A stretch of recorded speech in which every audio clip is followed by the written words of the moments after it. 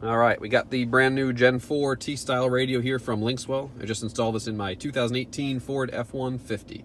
It's got the new color icons now. You got your scrollable icons here, some more options and settings down there, as well as your fixed ones above up here. It's got built-in Google Maps here for your navigation. You can select, get an optional iGo Next Gen navigation there. It's $100 extra, and it will come with its own antenna. You won't have to use your cell phone service for that. But otherwise, you get your comes standard with the Google Maps here. You can also adjust that to be Waze if you prefer to use that. You can do that in your settings. You get your AM/FM radio, Bluetooth for your music, for phone calls. You also have for USB stick. You can do music, video there as well. Get your web browser, auxiliary inputs. You can get an optional DVR camera as well and connect it to it. Here's your app list here. You can download a bunch of different apps. I downloaded Netflix here. My kid wanted to watch a show before and I was there, so I put this on here. You can click on it right here. It'll pull it up on your screen. You can download them to the Netflix there, or you can stream it as well if you have Wi-Fi and a hotspot.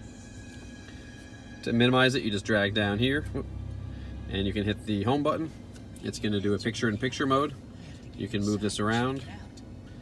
If you want to get rid of it, there's an X on there, or you can just drag it off, and it's going to go off the screen. I also got weather here, a weather app for it. Shows your local weather. You can scroll through it here. I got Facebook on here. Click on that, pulls up Facebook. Scroll through it. Pretty cool stuff you can do on this one. This one has some updates to it. It's got the new Android 8.1 as well as a much improved software and hardware for this radio. It also has 5-volt pre-outs there for the RCAs. It also has HDMI input and output down here, and so you can connect something to there. I've seen people even connect an Apple TV connection to that here and use all your apps and videos and stuff off of that. So some pretty cool stuff you can do with it. It does have your phone link, which is your CarPlay or Android Auto. You do have to connect to that. It comes with a supplied USB that is specifically for the phone link. So once you connect on that, you click on here.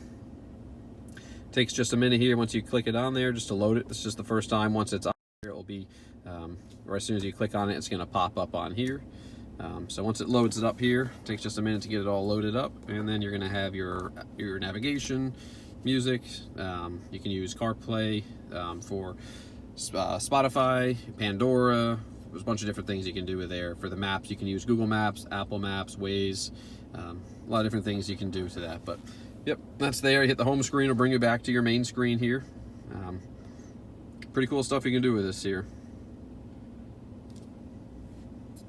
If you go into here, you also have your climate controls. So you can pull it up there, it'll pop up. It will minimize by itself after about 15 seconds, but you do have it built in here. Heated seats I have on there. If you do have cooled seats, you can option for those to show up as well.